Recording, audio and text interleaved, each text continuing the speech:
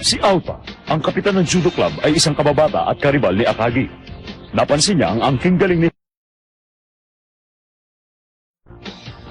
Dahil desperado na siyang pilitin si Sakuragi na sumali sa judo club, ipinain niya ang mga litrato ni Haruko sa kanya. O ano, Hanabishi Sakuragi? Kapag pumayag kang sumali sa judo club, mapapasayo na ang mga litratong ito ni Haruko. Pangako yan! Ano sinabi mo? Patay pumayag niya yata.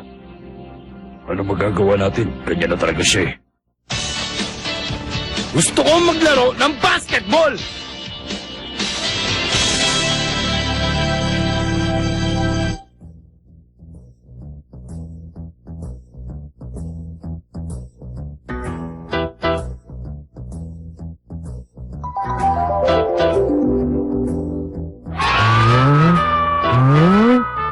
Ayan! Ayan! Ayan! Ayan! Ayan! Mukhang kinagat niya na yung pain. Hindi ba ganda ito? Ang mga litratong ito ni Haruko ay mula sa elementary hanggang sa junior high school. Mahihirapan ako ipamigay ang mga ito. Talagang nakapanghihinayang. Sakuragi, siguro naman alam mo rin ang nararamdaman ko sa kanya. Dahil katulad ko, in love ka rin kay Haruko, hindi ba? I know! Mukhang nagkakasundo pa ang dalawang yun Parehong gugong. Alam mo bang 5 taon ako naghintay para lang makuha ang mga ito? Napakatagal nun, hindi ba? Naiintindihan mo ba ako, Sakuragi? I understand. Kung ganun, alam mong ginagawa ko ito dahil sa matinding pangangailangan. Kaya sumali ka na sa judo club, Sakuragi!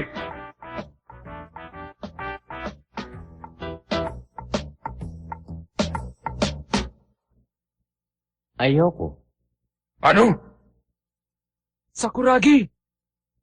Aba, himala. Teka, di ba sabi mo gusto mo ang mga litratong ito? Of course! Ganun pala eh. Hindi sumali ka na sa judo club. Ayoko. Aba, napapabili mo na ako, Sakuragi! Ano?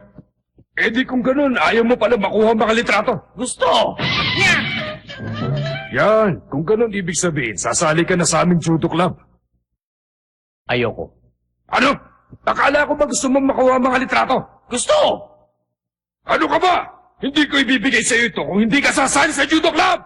Heh, okay lang sa akin. Aagawin ko na lang. Hindi ako sasali sa judo club. Kaya akin na yan. Hindi mo kabisado ang personality ni Sakuragi, Aota. Hindi siya ang tipong papayag na maisahan siya. Tuso rin ang taong yan. Malibasa, mandurugas din siya. Ganun ba? Isip bata kasi. Pero, nagkamali siya ng gugulangan ngayon.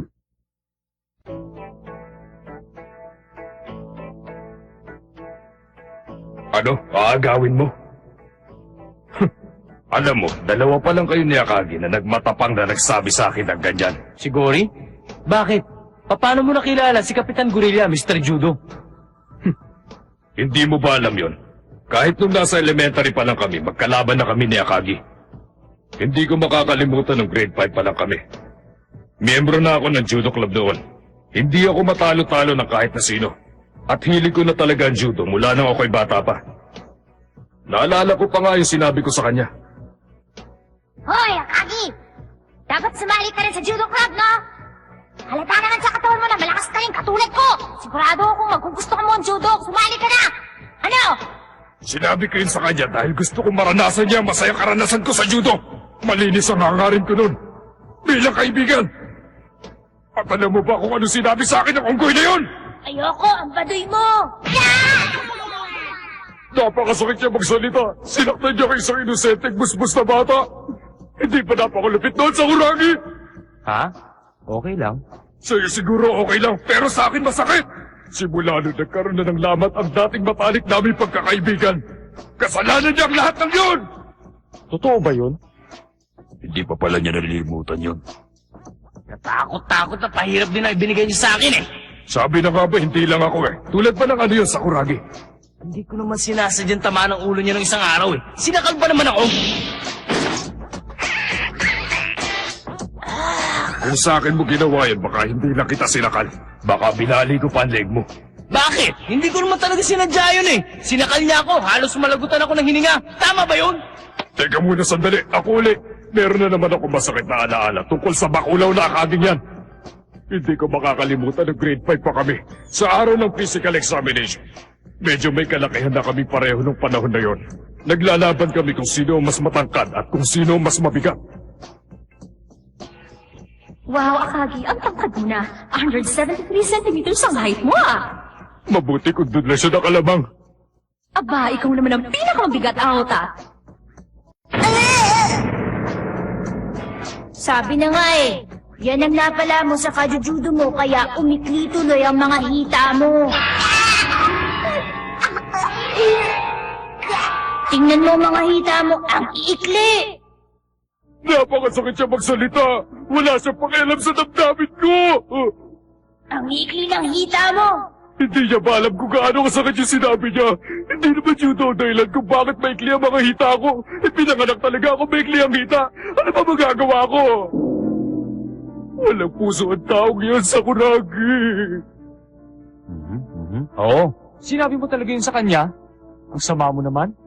Sinabi ko ba yun? At dahil dun, lalong lumaki ang laban at sumira sa sanay matalik namin pagkakaibigan. Kasalanan niya lahat yun. Ang lupit niya. Oo, ang lupit niya. Sa basketball practice nga, wala siyang pinagawa sa'yo kundi basic, ganito at basic ganun. Tama lang naman yun ah. Makinig ka sa Kuragi. Ang problema lang naman natin, kapatid kasi ng mayabang na bakulaw na yun, si Haruko.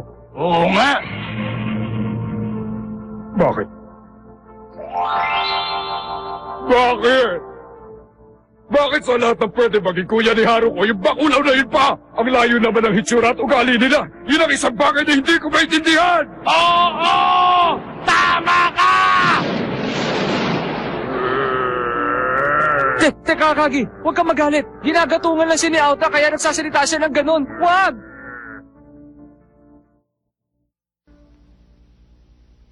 O anong say mo, Sakuragi? Magsanib pwersa tayo. Parehos naman natin kalaban si Akagi. Pabagsakin natin siya. Oo! Sige, pero bago ang lahat, pumirma ka. Oo! Ha? Iniisa mo naman ako eh. Ikaw talaga. Ikaw na nag-fill up ng application para sa akin ah. Sinabi na ngayon ko eh. Sakuragi! Gusto mo ba o ayaw mo? Gusto! Ganun pala eh. Eh di sumali ka na sa judo club. Ayoko. Back to square one na naman tayo.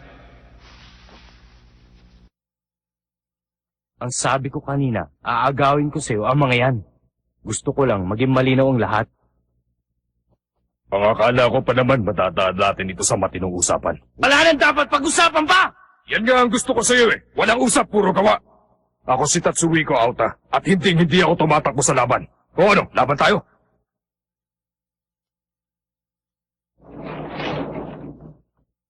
Sir!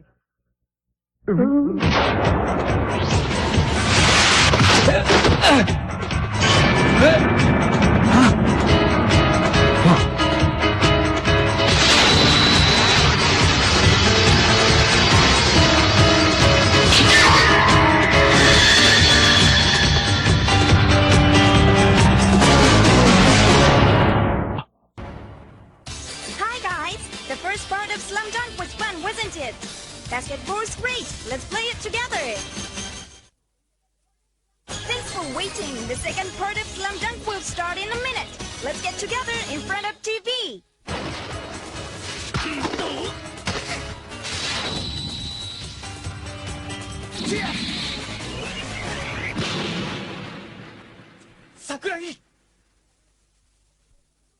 Si Sakuragi yun ah. Siya yung may pulang buhok. Yung gumawa nito sa ating tatlo.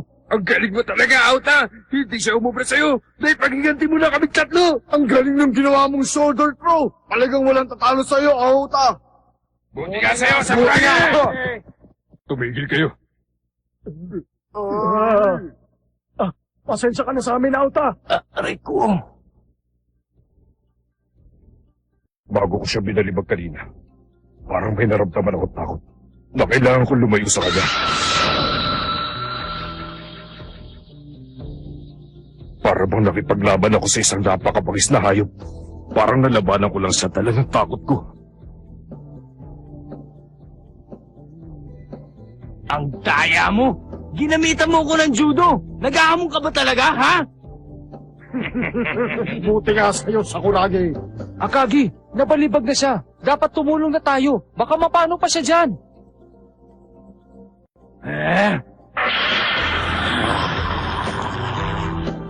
Ang mabuti pa susubukan ko ulit. Baka hindi pa siya sa inaasahan ko.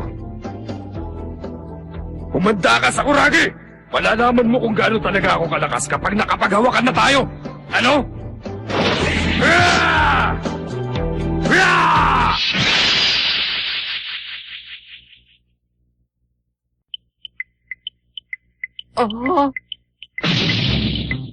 Ah, Auta!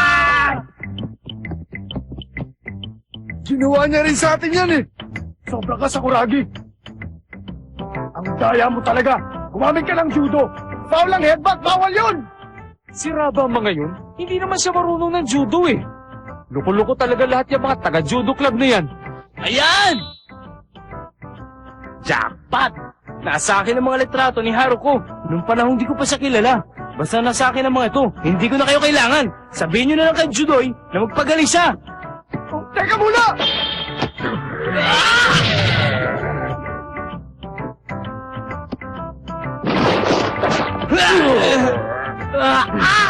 Wow! Nahuli na naman siya! Kanina shoulder throw, ngayon arm lock naman! O ano, Sakuragi? Matututunan mo rin sa judo kung paano gawin ito. Siguro gustong-gusto mo na sumali ngayon, ano? Ibang klase talaga tong kaibigan mo. O ano? Sumali ka na sa judo club! Ayoko! Ayaw mo, ha? Okay mga boys, malapit na mag-umpisa ang basketball practice. Pumunta na kayo sa gym. Huh? Ano ito? Sila yun ah. Bulaga! Ano bang ginagawa ninyong dalawa dito? Pasilip-silip kayo sa kwarto ng judo club? Huwag niyong sabihin naninilip kayo. Hindi, ah. May problema nga eh. Huh? Aray! Tama na! Ah! Anong ginagawa niya dyan? Naku naman! Iwanan mo ng basketball team at sumali ka na sa judo club! Ayoko sabi! Sabi kasi ni Auta, once in a blue moon daw kung dumating ang ganyan tao para sa judo. Ano ba? Hindi po pwede yon. Kailangan natin silang pigilan, Kogure-senpai! Oo nga, kailangan mapigilan sila at baka mabali pa ang braso niya.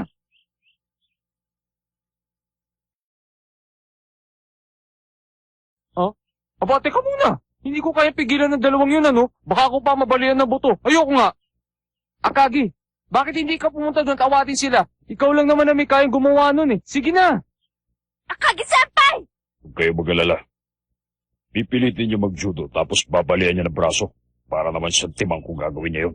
Kahit na, paano kung masulot nga nila si Sakuragi sa basketball team? Ngayon pa natututo na si Sakuragi na maglaro ng basketball, saka pa siya mawawala. Desisyon na ni Sakuragi yun. Hindi natin siya pwedeng piliting maglaro ng basketball. Total umabot ka na hanggang dito. Pakakawalan na kita.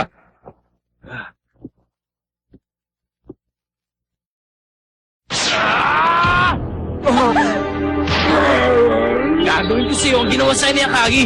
Ibigay mo na sa akin ang mga litrato ni Haruko. Judoy! Napakalakas ng mga braso.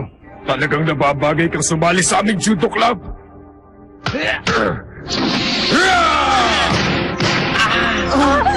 Dinali na naman ako ng judo technique. Galit na talaga ako ngayon! Mabuti kung ganun, Sakuragi. Magiging second place ka sa team namin. Basta mag-training ka lang na seryoso. Ano, sasali ka na ba? Akin ang mga litrato niyan! Siguro kanina ka pa walang pinapakinggan sa mga sinasabi ko, no? Ibibigay ko ito kung iiwan mo ang basketball team at sasali ka sa amin. Ngayon, ako naman ang aatake.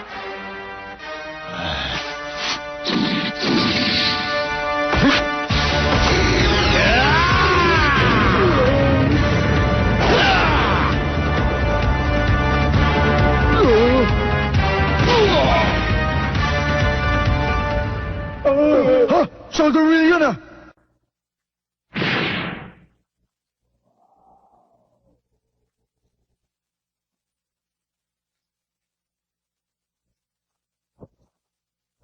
Akin ang mga litrato. O ano, hindi ba maganda ang larong judo, Sakuragi?